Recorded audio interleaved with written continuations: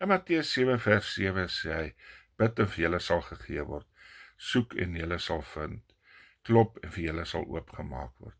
In hierdie gedeelte is dit 'n belofte van God, dat hy al ons gebede sal verhoor, dat wanneer ons hom soek, wanneer ons hom aangryp, dan luister hy na ons.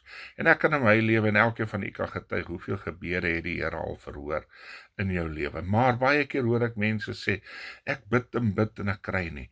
Ek vra en ek soek en ek smeek, maar ek kry nie wat ek vra nie. Ons moet onthou dat God beantwoord alle gebede. Hy sê ja, nee en soms later. Baie keer dink ons as God nee sê, hy het my nie geantwoord nie. As God nie ja sê nie, dan het hy nie my gebed beantwoord nie. Soms sê God nee. Soms sê hy, dis nie reg nie, jy het dit nie nodig nie. Soos wat ek soms vir my kinders nee sê, wanneer hulle iets vra, wat ek voel nie vir hulle gaan goed wees nie.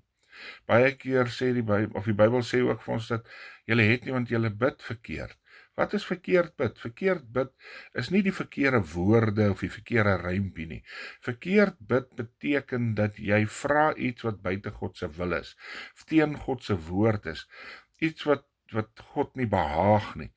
As ek die Here vra om vir my byvoorbeeld die lotto nommers te gee, maar hy sê in 'n ander gedeelte in sy woord, ek moet nie op die geluksgodin vertrou nie, dan weet ek nou nie regtig of hy dit gaan doen nie.